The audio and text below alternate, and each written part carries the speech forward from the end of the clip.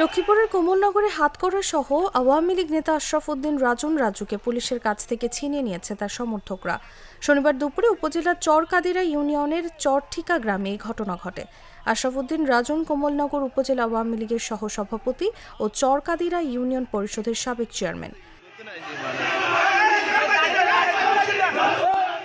প্রত্যক্ষদর্শীরা জানায়, কমলনগর থানার এএসআই প্রদীপ চন্দ্র দাস ঘটনার সময় চরঠিকা গ্রাম থেকে আওয়ামী লীগ নেতা আশরাফ উদ্দিন রাজনকে আটক করেন। এ খবর ছড়িয়ে পড়লে এলাকার কয়েকশো নারী পুরুষ জমায়েত হয়ে পুলিশকে ঘেরাও করে। এ সময় তারা রাজুর পক্ষে বিভিন্ন স্লোগান দেয়।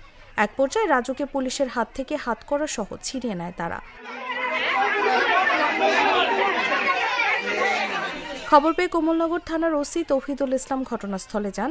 সেখানে উত্তেজিত জনতাকে শান্ত থাকার আহ্বান জানিয়ে তিনি অবরুদ্ধ পুলিশ সদস্যদের নিয়ে ঘটনাস্থল ত্যাগ করেন।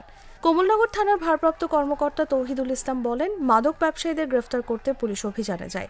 এ সময় আশরাফ উদ্দিন রাজনকে আটক করা হয়। এক পর্যায়ে বিক্ষুব্ধ জনতা পুলিশের হাত থেকে তাকে হাতকড়া সহ ছিনিয়ে নিয়ে যায়।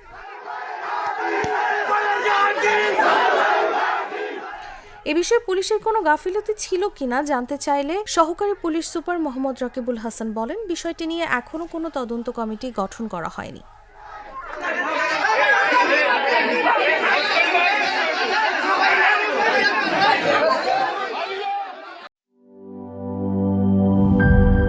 সিল্কোর সিল্ক অ্যান্ড শাইন, যাতে আছে আর্গান অয়েল ও ওট প্রোটিনের গুডনেস, যা আপনার চুলকে রাখে হেলদি অ্যান্ড শাইনিং।